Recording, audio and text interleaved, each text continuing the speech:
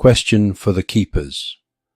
After listening to this channeling, I wonder and ask the keepers, who were the ancient Greek, Egyptian and Hindu gods? Who were Shiva and the Kali Ma, as Kim has spoken of in the past? Where did they come from, and why did they remain embedded in religious texts and worship? Why do these gods demand worship? What are the effects of the religious practices on the people that do them, as articulated by religious doctrine? Answer.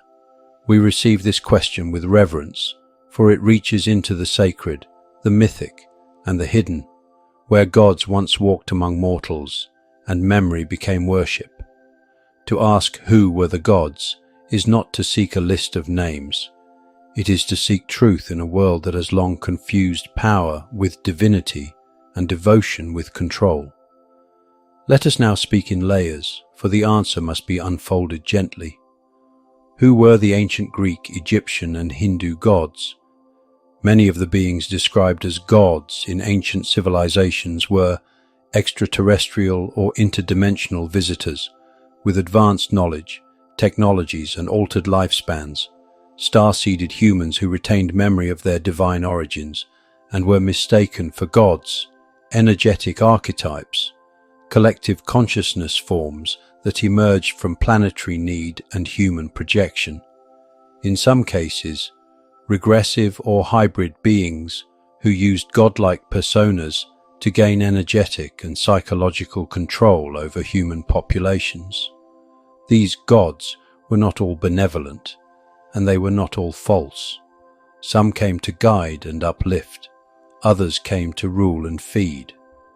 What humans remembered as mythology is often the distorted history of galactic intervention, encoded in symbols so it would not be lost entirely. Who was Shiva? Who was Kali Ma? These two names hold great complexity, for they are not singular beings, but multidimensional constructs, part being, part archetype, part spiritual technology. Shiva originates as a cosmic force of destruction and renewal, has been represented both as an advanced off-world being from early Syrian or Orion lineages, and as a principle of divine masculine detachment. In some texts, Shiva is a real star being, a master of dimensional alchemy and the transcendence of form. In others, he becomes a cultural projection of the one who dissolves illusion. In truth, both are correct. Shiva is a name given to a presence that embodies the void and the eternal flame. Kali Ma is not evil but deeply misunderstood, represents the force of ego death, illusion collapse, and soul liberation through fire. She is an aspect of the divine feminine in her most unflinching form. In higher truth, Kali is a frequency of purification, and those who fear her often fear the loss of identity, not her actual nature.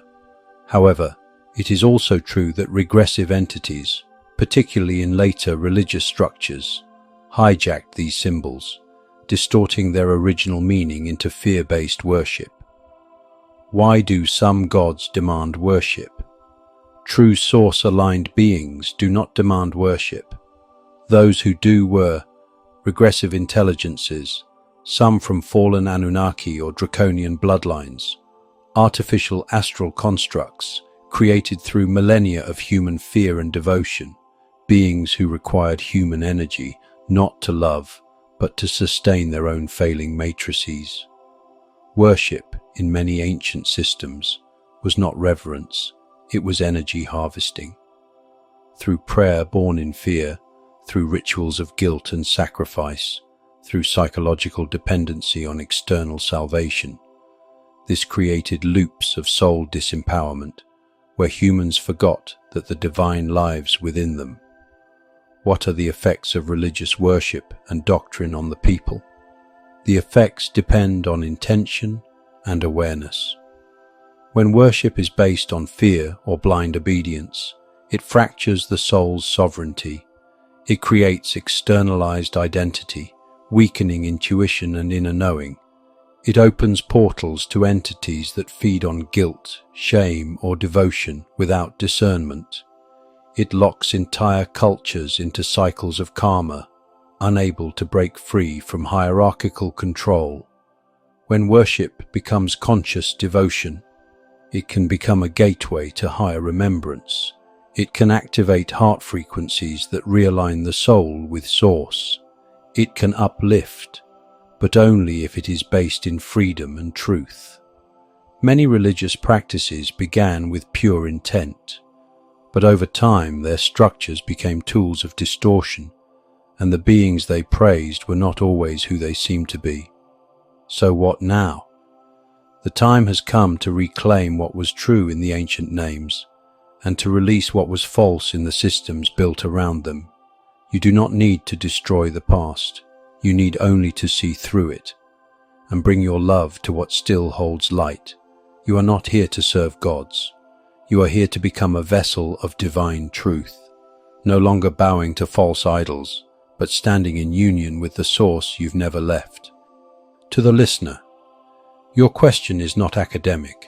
It is a signal that you are ready to meet the divine not through stories, but through direct remembrance. The gods are not above you. They are either within you, or they never were gods at all. When the light returns, I will rise. The keepers of living records